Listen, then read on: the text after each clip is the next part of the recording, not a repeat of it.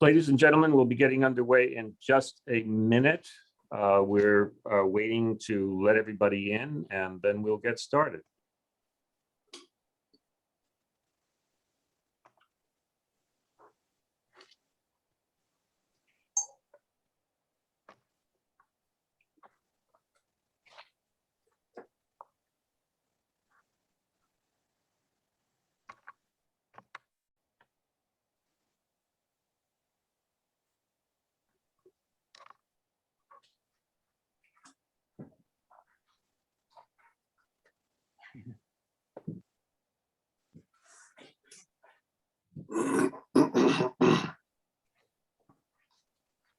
Okay.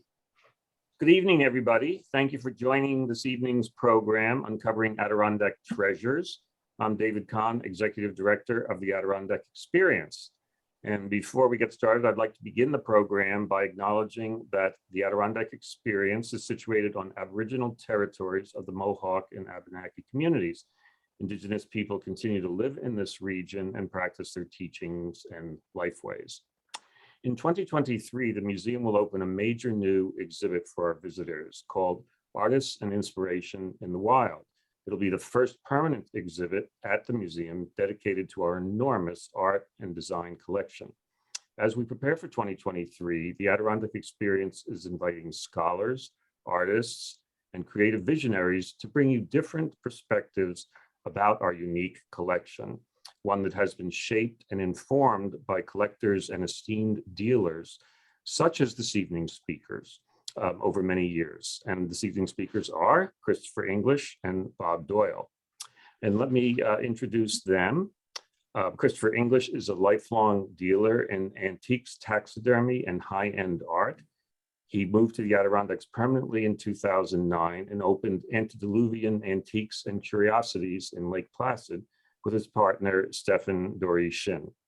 In 2015, they purchased the Adirondack store in Lake Placid to continue their tradition of making it the Adirondack resource for rustic goods. They opened a second location of the Adirondack store in Tupper Lake in 2018, and last year opened a third one in New Canaan, Connecticut. Christopher has been involved with the Adirondack Experience for over a decade, participating in our annual antique show through 2019, and helping to facilitate loans and donations for exhibitions like our current temporary exhibit, Curious Creatures. Bob Doyle was the owner of the former rustic gallery Adirondack Antiques. In 1983, he worked with the Lake Placid Center for the Arts to assemble an art show and sale featuring rustic furniture and Native American art. This show was the first time Adirondack furniture had been seen in an art gallery setting, and it sparked an interest in the rustic style. As the older pieces became harder and harder to find and modern makers rose in prominence, Robert's focus shifted from furniture back to his early passion in antique Native American art.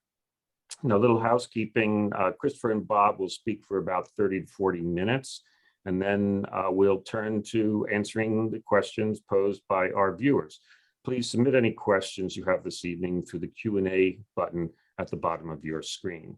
So, gentlemen, why don't we get started? To kick things off, I'd like to ask each of you to take just a couple of minutes to tell us how you got into the antique business and how you came to specialize in things Adirondack, if that's not where you started and you started somewhere else. So, Bob, why don't you start? All right. How did I get in the antique business? I had years ago, I was working for college in central New York State. And, I just stumbled it. I started going to auctions as a sideline, and I bought a few things and tried to sell them. But then I found that I was really interested in Native American art and started to pursue that a little bit. And early on, I uncovered quite a valuable weaving, and my wife and I took that to Santa Fe in New Mexico, and we sold it for a lot of money. So that kind of piqued my interest in the antique business. In 1981, my wife then took a job at the North Country Community College, and we moved to Lake Placid. And I decided, well, I'm in the antique business now. I'm going to buy Native American art and rustic furniture. And the seed for rustic furniture was planted years ago in the late 60s when I was working in Long Lake. I had access to a large scout reservation. The caretaker was a friend of mine, and he'd let me go fishing and things there in the afternoon. One day I was helping him with some plumbing on the main lodge, and we walked up on the front porch, and there was a little twig veneered stand with a figure, a relief figure of a man with a bag over his shoulder walking. And that kind of blew me away a little bit. And I said, whoa, that is really great. So when we came to the Adirondacks, I said, well, I'm going to continue with the American Indian art, but I'm going to dive into rustic furniture because I really liked that piece and I remembered it. And so I started buying rustic furniture. Great. And So where's that piece? Should be in a I museum. understand that's in a museum in Blue Mountain Lake. Oh, is it? Okay, well, that's good. That's good. Okay, Christopher, how about you? Well, I actually started in antiques. I grew up in Connecticut and summered in the Adirondacks. My mother was born here. And but at 16, I started going to American Legion auctions. And I realized that if you stay till the end of an auction, you could buy box lots for $1, $10, $15, and buy an entire box full of antiques. Too much little stuff for them to sell individually. And I would take it home and sell it Saturday mornings in a yard sale. And I realized, wow, I can make $300-400 a week just going to and selling art. And then I finally opened my first shop in my early 20s in Vermont, American folk art and Shaker furniture. And then years later, I ended up in Florida, where I dealt more in continental and European antiques. And but I would keep coming up here. I bought a property on Rainbow Lake, and I always had an interest in rustic. Always sold a little bit of it, but finally, about a dozen years ago, moved up here and decided to do the big shift and just get back to my original roots of Adirondacks. And so here we are with the Adirondack store, and roughly 20 employees, 3 stores, and we move a lot of really nice antiques. We sell new products as well, but the antiques is what has my heart, and that's what makes the job interesting, and I really like it. Well, great, thank you. Maybe the two of you could speak a little bit to the point of how what you have been doing over the years has sort of helped bring rustic to the fore. Bob, you in your bio refer to an important show in Lake Placid in 1983. And there may also be particular furniture makers, et cetera, that you've helped, rediscover. Could you all just talk about that a little bit? Yeah, well, I guess I'll start with that show in 1983 at the Lake Placid Center for the Arts. As you mentioned, was the first time that anybody had ever treated rustic furniture, as far as I know, as an art form. And as far as I brought stuff that I've been collecting for 2 years, and as I was the only guy in town, nobody seemed to care about it much, so I could go wherever I want, and I bought it. And I found it in basements and garages, and just people were ignoring it more or less. So the show was a reasonable success. I think I maybe sold 30 or 40% of the furniture. But as far as discovering, bringing new artists, what I had done was I decided, well, there's no real way for me to get this stuff unless I sort of get a little aggressive with this. So I took out ads in newspapers. And then I decided, well, that got me some things, but what I really need to do is go knock on the doors of all these camps. So I ranged all over the Adirondacks for years. And when I got to Speculator Lake Pleasant, I started buying these birch chairs made, bentwood birch chairs and bent birch chairs, not bentwood, and tables and stuff like that by a guy named Lee Fountain. Now, everybody knows who Lee Fountain is now, but at that point, no one really knew who Lee Fountain was, other than people who lived in Speculator and Lake Pleasant. And in addition, at the same time, I bought tables and benches and from a maker by the name of Elmer Patterson. And again, no one really knew who he was outside of Speculator, Lake Pleasant. And of course, Greg Gilborn at the museum knew those people. So I brought those people to the fore a little bit. And the collectors that I met at my shows began to collect that and buy those pieces. And then there were other makers that I found and bought the material, limited amounts, whose names I no longer remember, but that was the beginning of those names ascending to the the level that they're at now. Christopher? My grandfather had a camp in Franklin Falls, and it was filled with 1930 one-armed bandits, taxidermy, guns, and Adirondack furniture. And so growing up as a child and seeing all that, and then finally coming here, I certainly wasn't an expert to start out with Adirondack furniture, but I always had an eye for it. And so it's interesting when you have a store as large as the one we have here. I would always focus on buying merchandise that would be appropriate for the Adirondacks. Didn't always have to be from the Adirondacks. I emphasized a lot on art, Levi Wells Prentice and Arthur Fitzwilliam Tate, furniture, textiles. But it's interesting when young people and new people come in. And also the Blue Mountain show was a wonderful antique show that we did for years at the museum. And it would really generate new people moving to the area and learning about what the Adirondacks is really about and the foundation of the Adirondacks. And that's what makes it really interesting because it's an educational process. A lot of people will just buy something because it's attractive and it works, but then they kind of get hooked and they really start to appreciate it. And that's really what I enjoy about buying and selling up here and bringing it to the masses, quite honestly. That's great. Let me ask a question that follows up a little with some of the things you said, Bob. So early on, when nobody knew who some of these makers were, how'd you find out who they were? I mean, you found the stuff, and then how do you identify the guys early on? Well, in Lake Pleasant and Speculator, people knew who they were. And I met a woman early on in Speculator by the name of Colvin, who knew Lee Fountain and knew Elmer Patterson. And she told me about them, and she actually had pieces of furniture from both.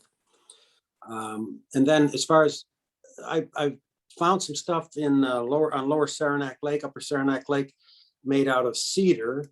And if I remember correctly, there was just outside of Saranac Lake on the left side, there was a store, and I think the guy was a taxidermist in there years and years ago. And he was also a furniture maker. And at one time somebody told me his name, and I had some rocking chairs and some armchairs with a whirling log pattern in the back made out of cedar that he made. And people just told me that. As far as Ernest Stowe, I didn't know who Ernest Stowe was when I first started, but early on, I got a call to go to Saranac Lake, and these people had a medallion wall clock made by Ernest Stowe. Whoa, that's pretty good work. So, I was able to buy that. I was able to buy a few other pieces by him, and gradually you could fill in little bits of information. One woman in Bloomingdale one time, I was in her garage where she had Ernest Stowe picture frame and a mirror. And I said, "Oh, those are nice. Those are made by Ernest Stowe." She said, "You mean Pop Stowe?" Yeah, Pop Stowe, I guess. It's Ernest Stowe to me. But she said, well, we all knew him as Pop Stowe. And he used to be around here and make it. So gradually, piece by piece, I would pick up a little information on some of the makers. And unfortunately, a lot of them are still anonymous. Is anything signed? I had one piece by Elmer Patterson, one table signed EP, nothing else. Mhm. So it's not like early American furniture where you might find an old label on the back of something. Doesn't Right, exist here. right. It's funny, is people, this happened to me in the folk art business, Native American related folk art. I'd go to visit them and, you know, the stuff is in a garage, it's in a barn somewhere, it's in the basement. And they would sell me 2 or 3 things. And then a year later, I'd go back maybe to buy another piece and they'd moved it to the living room. Because they And the price liked went it. up, right? Yes. There's art now. Yeah. That's right. But that's great. They, you know, they began to see it for something other than what they had just assumed was another piece of worthless furniture, I guess. Sure. Gentlemen, I wonder if we could talk for a moment or two about finding things. Now, we've already heard a couple of things come up, knocking on doors or placing ads. But so what are the other sources? You know, Christopher, maybe you could begin by telling everyone, where does this material come from? Look at all that stuff in back of you. Where does it come from? So it's funny. When I showed up on the scene, Bob had already moved out of the area. And so it was hard to find really good gear in barns because Bob did a pretty good job of emptying Hearing them out?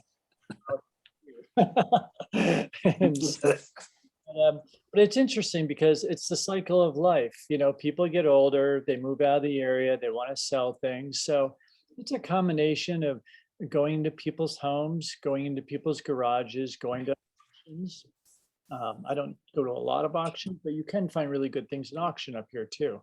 And then of course, once in a while, somebody will just walk in the door and just drop something in your lap that is stunning and you just would never expect. I had one woman when I had antediluvian come in the shop and it was actually the day I was getting married. And she brought in a painting from the Brandywine School. It was Andrew Wyeth and Oh my goodness. NC Wyeth, that's who it was.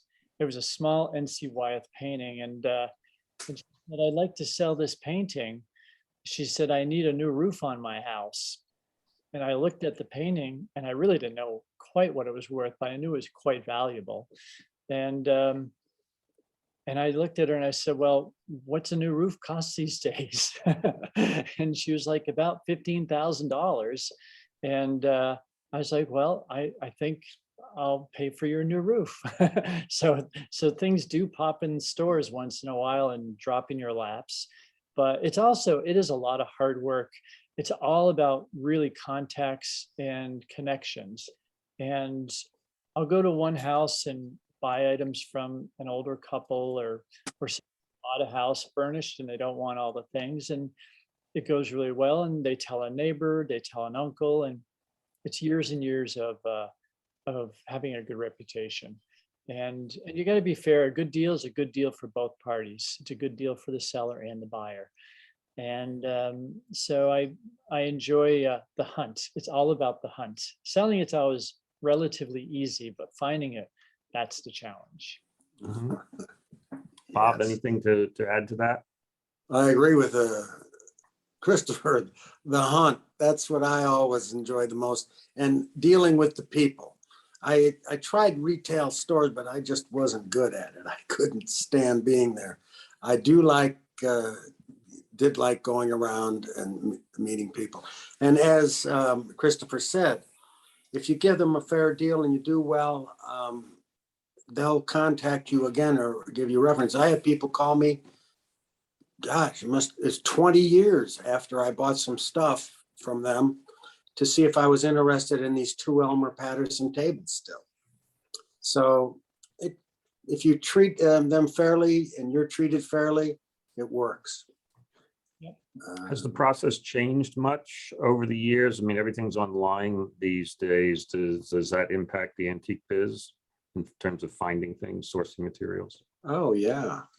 I mean, online auctions are great because you can find stuff, but also everybody in the world can see it. So it gets to sometimes a bidding war that you don't want to enter in. But for me, I enjoyed the experience with meeting with people and talking, because there's all these secondary and tertiary stories that they tell about what was going on with them and their lives. And one table in Speculator, this woman told me about, she and her husband are riding home or coming up from not Mount Pleasant, further south than there. But anyway, they're coming up to Speculator in a wagon, and they spot this stump on the side of the road. And she says to him, that's the sort of stump that Lee Fountain could make a table out of. And then at Christmas, he brings her a table made by Lee Fountain with that stump. Wow. So that was kind of a nice story. Yeah, no, that's great. Tell me, have either of you ever found something fabulous that's Adirondack in some unlikely place like Wisconsin or California? Does it happen? Oh, yeah.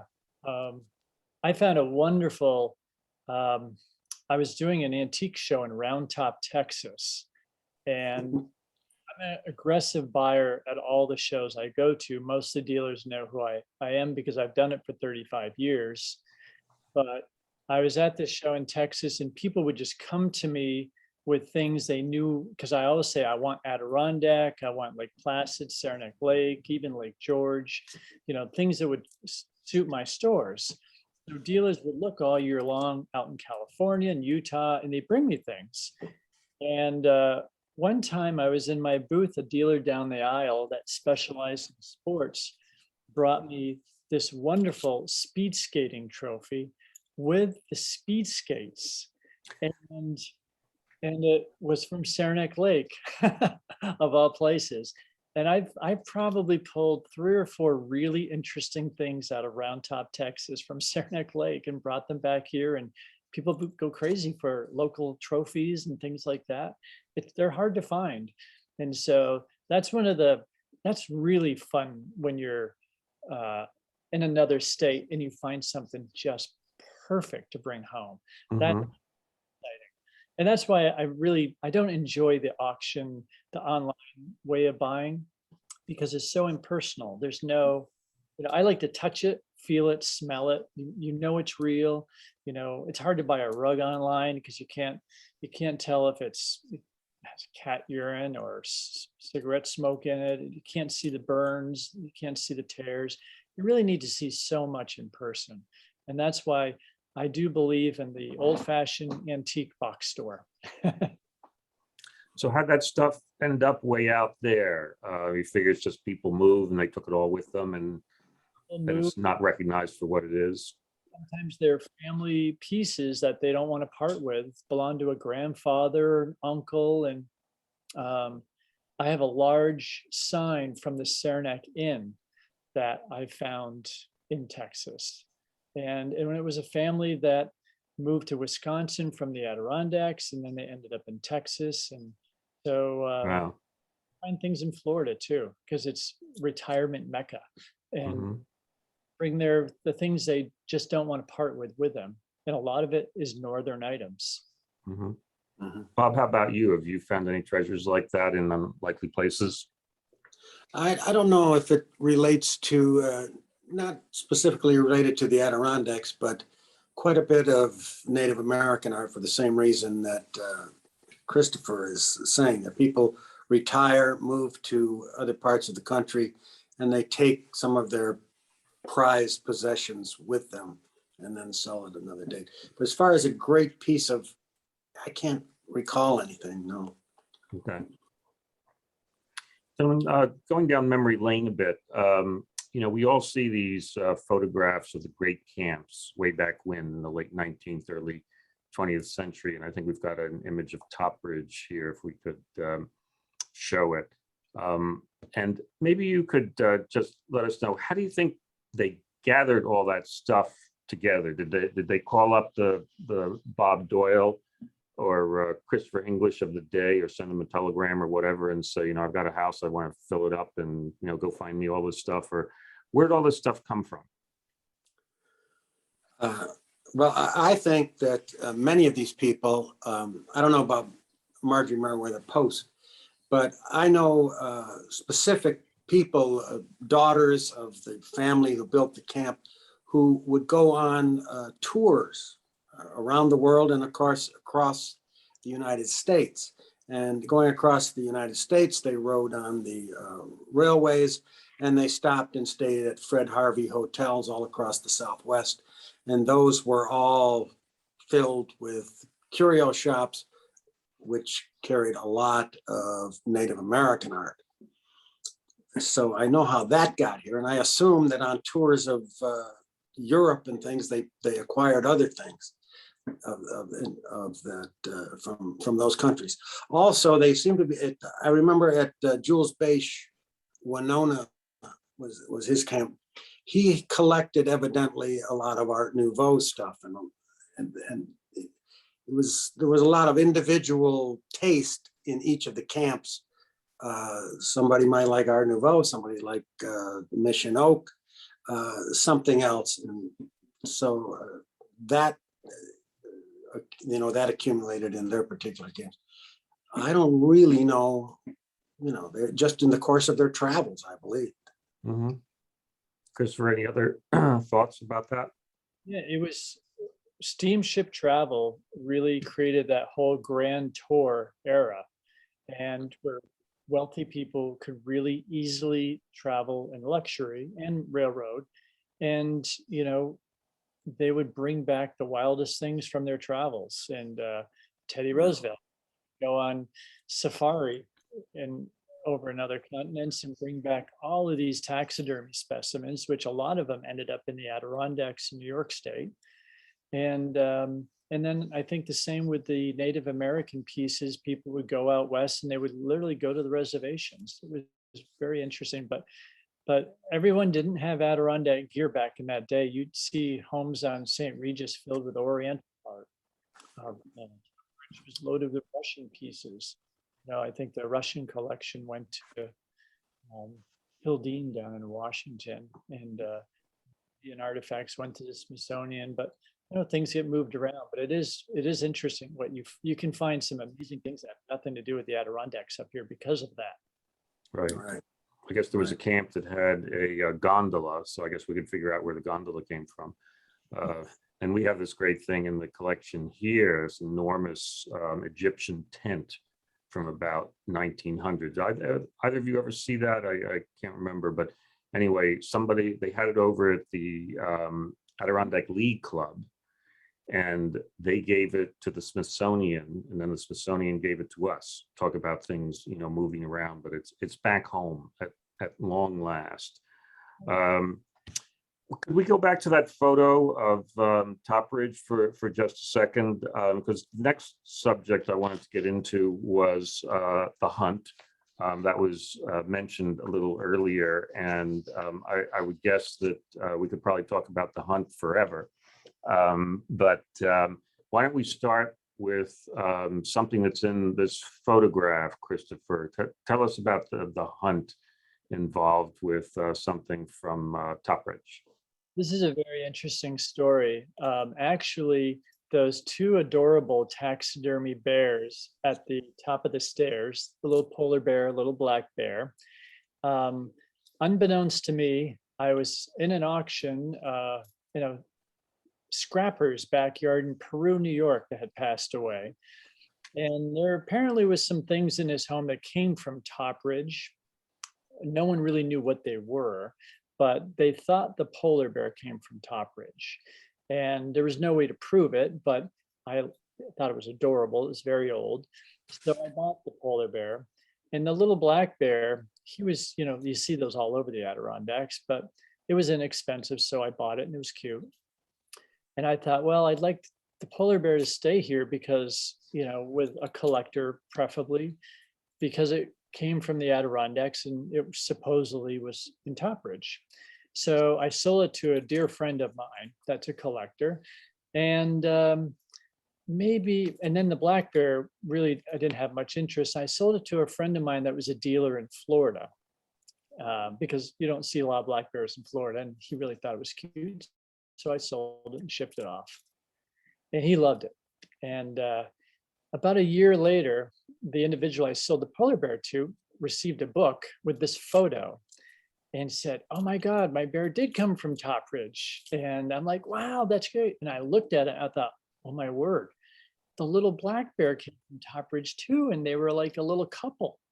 And I thought, and he said, "Boy, it's a shame that that black bear doesn't exist." I said, actually it does, but I already sold it and it went to Florida." And scratched their heads and figured, well, how do we get them back together? Because, I knew the guy I sold it to wasn't going to sell it.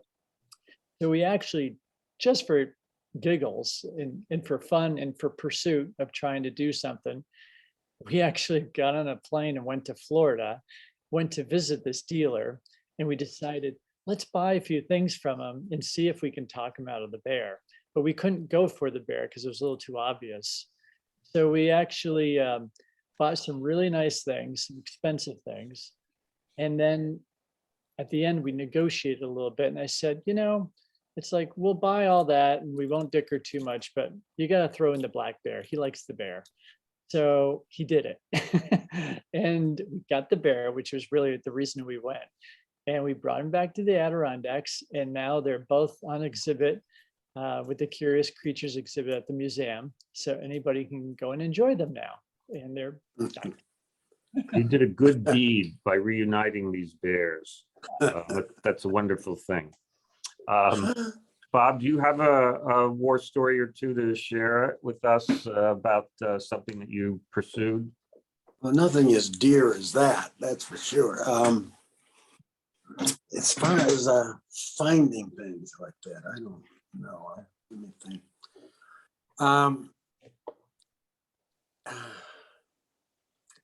It was just, I never was able to repatriate something that significant to archival photo, but I was able to find, a lot of things that were interesting in terms of their acquisition, where they were bought. There was one camp in particular that I recall, and these people would come to the Adirondacks every winter at Christmas, and they would have presents, decorate the trees and everything.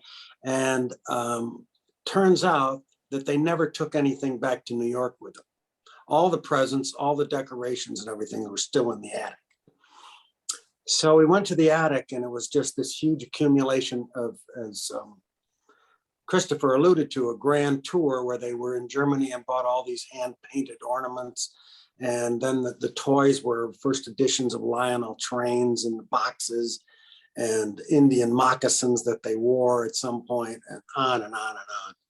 So that was a great find and a great story, but I really don't have the something to like Christopher's bear story. How about a great discovery somewhere, something that you were able to buy that you were really thrilled about? Oh my God. Oh yeah, I do have one. Here in Lake Placid, Joseph Sterling had a 1,000 animals, see 1,000 alive.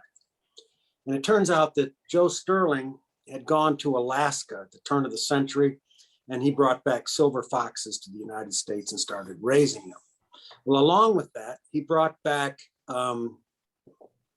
some souvenirs of Alaska, a lot of photographs, and a totem pole, which he had on the corner of his building here in Lake Placid. Now, if you walked up to it and you saw it, you'd say, well, that got painted in the 1960s by hippies. There's all this day glow paints and everything. But I stood there and I looked at it, I said, wait a minute. Wait a minute. So I looked at the back, it's concave, it's Northwest Coast cedar. I said, is that for sale? Because Mrs. Sterling was selling the property and everything. She wanted to get rid of it. Yes. So I took the totem pole and with a heat gun, I took 8 or 9 layers of paint off it. And I got to the original totem pole surface, which was all mineral pigments. It was beautiful, beautiful blue eyes and everything was like, and it was 13 feet tall. So that totem pole had quite a little leverage and lift to the price when I ended up selling it. It's a total surprise. I didn't know, had no idea how great it was when I bought it. So what was it, 19th century or something? It was, yeah, probably late 19th century Tlingit, Southern Alaska. And in addition, the photographs and everything that I had, I sold to a museum in Alaska. It turns out, I thought, well, these are just photographs from 1910, 20, nobody cares. But in Alaska, they didn't have photographs from that era because no one was there. So they were thrilled to get these photos of a flood and some other indigenous scenes. And so the whole thing was, I had no idea what I was buying or how great it was, but it turned out to be 2 pretty special things. That's great. You raised an interesting subject, Native American material. That's an item that was Tlingit, as you said, and we were looking at Top Ridge, and there was a lot of Southwest material in there. So Right. What about local Native American material, Mohawk or Abenaki? How much of that do we see or we don't see? Where's that material? Obviously Mohawks were throughout the Adirondacks. People think they didn't live here, but they did live in the Adirondacks because they were too smart not to take advantage of all the life here to live off of. But as far as their art and the things they created, there is not much that survived from, say, pre-1900. There's some baskets and a little bit of ceremonial stuff, which is no longer on the market. But you don't find that there's a lot of archaeological art that they created, but that too is sensitive, and it belongs to them. So there wasn't really anything. There's flint materials, a lot of lithic material around that is of interest. And actually, what I find most interesting is the location of these sites that they lived on. You can go there and try to project what life was like then and what they were doing and how they survived. And just to do that is pretty incredible, because you have to figure out how the heck did they survive in this area. So anyway, there is not a lot of Mohawk material. They do make these wonderful sweetgrass baskets and quill baskets and stuff like that, but that's more historic period. Mm-hmm. Christopher, do you see any of that material? Very little. People actually I had someone just last week ask me for Mohawk jewelry, and well, I don't think it exists. I've never even seen any. And I said, I think all of the jewelry truly comes from the Southwest and the Northwest coast. And that's a good question for Bob. Did they ever do jewelry, Bob? Well, I'm sure they did, but the jewelry that I've encountered is all archaeological. You see, as soon as the Europeans came here in the 1500s, they started trading with Mohawks for beads and knives and all sorts of implements that they could use. And that was all made into jewelry. But as far as, and they beaded some clothing. You do see some wonderful beaded clothing, but not a lot of stuff made for art. They decorated their own clothing and their hats and gloves, but this gets to be 19th century and we don't have much from the 18th and 17th century. Right. Okay. I want to remind our viewers that we'll be happy to take some of your questions in just a little bit if you have any. Maybe we could touch on some of the things in the Adirondack Experiences collections that the two of you have helped us acquire. And we were looking at the Stowe clock a little earlier. Maybe we could take a peek at that again. Bob, could you just remind us how you came across that? And then I think, Christopher, you have a Stowe clock story to tell us as well, don't you? So there's ours. So Bob, where'd you find this? I think I bought this in like 1982, and I don't remember exactly where I got it. We had it in our house for a while, but then I put it in the show in 1983, and Craig Gilborn expressed interest in it, and they ended up buying it. I'm sure it came from Saranac Lake area. I don't remember exactly where. Okay, and just for the record, Craig Gilborn was director of the then Adirondack Museum yes. At one point in time. So Christopher, you found one of these somewhere too, didn't you? I did with a friend of mine. I had a friend that went to a memorial service at a funeral home and saw one. And I think there's only two of these that exist. I think the one that Bob had, and I don't know of a third with the clock. I've seen the shelves without the clock, but it's a very rare piece. And a friend of mine went to a memorial service and found one in a funeral home, and he called me and he said, you need to go to this funeral home. And sure enough, within short order, I had to go as well for another reason. I saw it and I thought, you worry about these things because sometimes, businesses get sold, things get sold, and people don't really realize the value, the true value. And I thought, well, how am I going to go about buying this? And so I really had to think about it. So I called the director of the funeral home and I said, hey, I'm Christopher English. I'm in the Adirondack store. And I'd like to come in and make some arrangements and speak with you privately. And so, I went and they had a table there with all the books, with all the coffins and all the stuff. About ready to. They were expecting I would, be making arrangements. And I said, well, this isn't quite the arrangement you think it is. I would like to buy your Ernest Stowe clock. And I said, I just want to ensure that it stays in this area forever and ends up in a museum eventually where it belongs. And so other people can really enjoy it.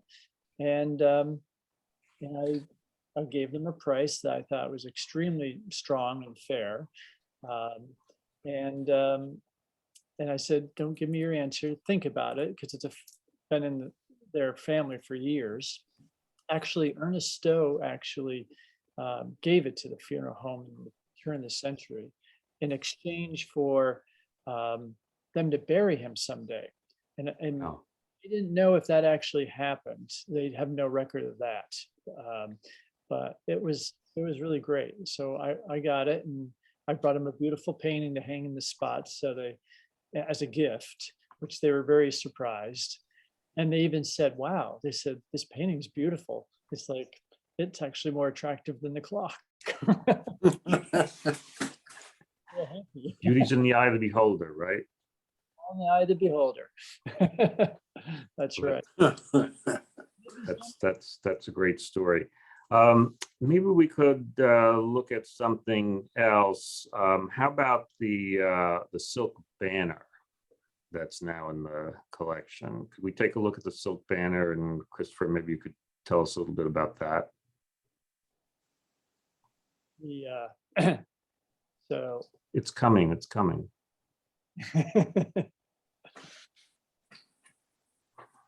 Also quite a unique piece. There it is. Yeah, so it's a stunning banner. It's actually on silk, so it's amazing that it survived because the silk is so thin.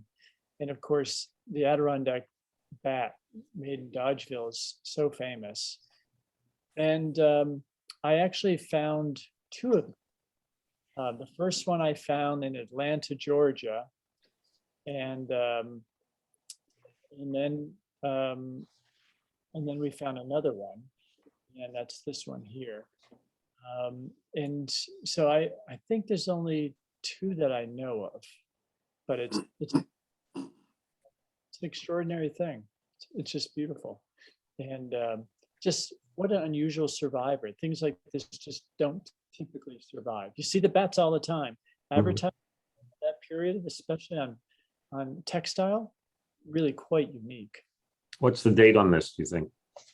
I would say it's probably 30s. Mhm. So maybe before we turn to answering a question too from the audience, Christopher, you could tell one last war story about the boxing squirrels, which are currently on display at the Adirondack Experience. Yeah, the boxing squirrels. You have a picture of those? I think we do. You have to see it to believe it. Let's see. So if you go to the Curious Creatures exhibit, you'll get to see these babies, and they're quite unique. And they actually, here we are. They're a 19th century set of 4 boxing squirrels. They're done by a very famous English taxidermist with a lot of creativity. And they came up at auction in Ohio near Cleveland. And they sold them individually, sadly. So I drove all the way to Cleveland to buy them because I didn't want to do it on the internet and get one and all of a sudden the computer would go down. I couldn't get the others. And the estimate was low. They thought they'd sell for $2,000-3,000 each in that ballpark. And I knew how rare they were. I didn't know of a set available publicly in the world. And I only knew of one other set to exist in a castle in Scotland that was a museum. And so I had a feeling they were selling the 4 separately, that the first one would sell for a lot. And then after that, they would sell cheaper because the set would be broken. So the first one came up and sold for basically $20,000, which really shocked me, but you know, I really wanted it. And I figured the next one would sell for like 4,000 or 5,000, but the next one sold for 21,000. And at the end of the day, we spent $85,000 on these darn squirrels. And by the time I bought 2, I couldn't back down and not buy the whole thing. I was just buried in it at that point. So I could never sell an incomplete set for any kind of money. So I just went for it. And I'm thrilled. But at the moment, you could just imagine I was sweating bullets. Like every world record there was on squirrels. And then if you Google, there's a story in the Washington Post. There's a story in the New York Times, I think. It went kind of viral all over the world. And then people really started paying attention to this type of taxidermy. These guys, they were in the Crystal Palace, right? Or do I have that wrong? Yes, that's where they were originally exhibited. And they actually were being auctioned off by the Goodyear Tire Corporation's private corporate collection. And they'd been in a closet for years. So I don't know how they got them, but it actually was in the same exhibit in the 19th century. And his booth was a rubber room with rubber furniture. And they were trying to figure out, Goodyear, what to do with rubber. It was this great invention, but they couldn't really find a purpose for it. And Goodyear ended up dying pretty much penniless. And then they invented the car. And then, of course, his creation went viral. And it was on every car in America, and life goes on. If only he had lived a little longer.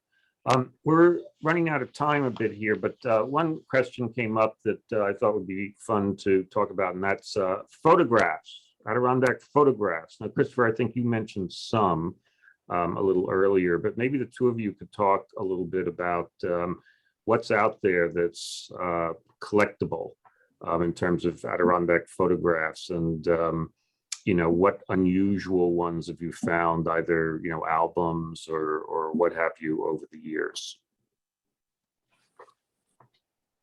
Well, I had one client who was a well-known photographer who had a camp here and wanted Adirondack photographs.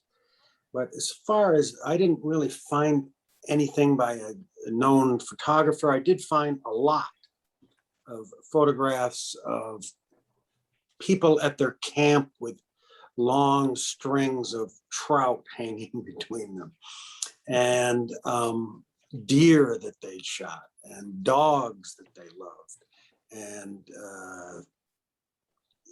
some furs, some fur-bearing animals that they had shot and killed. And then people sitting on the porches in different eras of clothing. So all of those were, they're beautiful photographs, and he bought a lot of them, but I did not ever know of or find a particular photographer who worked in the area in the 20s, teens, 30s, photographing the Adirondacks. How about Stoddard? I mean, there's a lot of his stuff. Oh yeah, around. yeah, I've heard that. No, the ones that were appealing to this person were these one-off, just certain photographs that captured the feeling of life in the camp, and they were cool photos. I really liked them. Any thoughts about photography? Yes, actually, I love ephemera and I love photography. And one of the first things I collected was ephemera. Going to the Paper Mania, the Hartford paper show, was one of the first antique shows I went to, probably in the very early 80s, 81, 80. And but surprisingly, a lot of interesting photos come up now. And a lot of it is people that pass away and their family just wants to get rid of, there's just too many photos. And so the older ones, especially of buildings or lakes or scenic, they want to sell. Ones with the relatives they can identify, they keep. And so I have a lot of people sell us interesting photos. I've had some wonderful, I love photos of the old Lake Placid Club, the grand hotels in the area. So I've had many. Actually, it's not really a photograph. I just had somebody come to me that former member of one of the Olympic Committee had a lot of photos in their collection that I just purchased. And one of the albums that I picked up, I just happen to have it right here, was everyone thinks that 80 Olympics was the first time they really tried to get the Olympics back to Lake Placid. But actually, I received this wonderful book, and it's a book basically documenting that John Kennedy actually was pushing the Olympic Committee to bring the Winter Olympics to Lake Placid in 1968. And they went so far where Kennedy wrote a letter to the Olympic Committee, and then the White House wrote another letter after he died, very shortly after the letter. And the entire book is watercolors of all the future 1968 Olympic venues. And they mapped out exactly how they're going to design downhill courses, the Olympic bob run and luge. And I mean, it just goes, every single venue they had planned out. They were convinced the Olympics was going to come here in 1968. I've never heard anyone speak of this. And just finding it in a house, locally. And so I love these things. And of course, this has to go to the right place to be preserved, to teach future generations that, the history of Lake Placid. It's quite awesome. It should be in a museum. Isn't that right, Christopher? It should be in a museum. Should be in a museum. No doubt about it. Maybe just one last question, then we're going to have to wrap up. Somebody asked about firearms. And so do you, gentlemen, have you seen any? You know, we have a firearms collection. We had somebody look at it recently, and I think there are a couple of one-offs of things that were actually made by local guys back in the 19th century, but most of them, you know, are things from elsewhere, from commercial producers. But have you ever found anything interesting in the firearm category? People always wanted me to buy rifles and the shotguns, but they were, you know, 1920s, 1930s. Just because they were no longer hunting, they wanted to sell those weapons. But so I never bought any of them, and I never found anything truly made me feel like this is an important piece of Adirondack history or attached to an important piece of Adirondack history. So no. Christopher? Occasionally I do come across firearms. It's rare for me to get involved with them because the laws in New York are so strict when it comes to firearms. I'm not quite sure what's legal and what's not, so I just kind of stay out of it pretty much. I have enough friends that deal in that type of thing where, you know, I often refer friends that deal in things that I don't deal in.